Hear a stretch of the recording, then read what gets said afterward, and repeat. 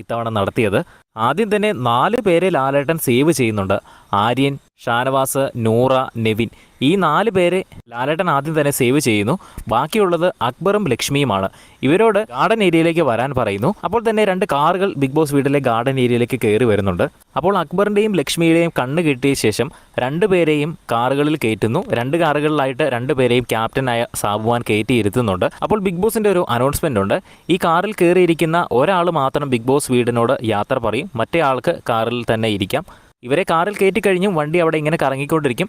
ഒരാൾ big boss വീടിൻ്റെ ആ ഒരു ഗേറ്റ് കടന്നിങ്ങനെ പുറത്തേക്ക് പോകുന്നതായിരിക്കുമെന്ന് ബിഗ് ബോസിൻ്റെ ഒരു അനൗൺസ്മെൻറ്റ് വന്നു.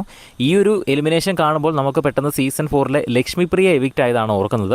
ഒരു ബുള്ളറ്റിൻ്റെ പുറകിലിരുന്ന് വളരെ സങ്കടത്തോടെ മറ്റ് കണ്ടസ്റ്റൻസിന് ടാറ്റ പറഞ്ഞുകൊണ്ട് പോകുന്ന ഒരു ലക്ഷ്മിപ്രിയയുടെ മുഖം ഇപ്പോഴും ഞാൻ ഓർക്കുന്നുണ്ട്. ലക്ഷ്മിപ്രിയ മാത്രമല്ല, വേറെ പലരും കാറിൽ എവിക്റ്റ് ആയത് ഇങ്ങനെ ഞാൻ ഓർക്കുന്നുണ്ട്. പക്ഷേ അത് ആരാണ്, ഏത് സീസണിലാണെന്ന് കൃത്യമായിട്ട് ഓർക്കുന്നില്ല. എന്തായാലും എവിക്ഷൻ പ്രോസസ്സ് ഇങ്ങനെയാണ്. ആരാണ് എവിക്റ്റ് ആയത് എന്ന്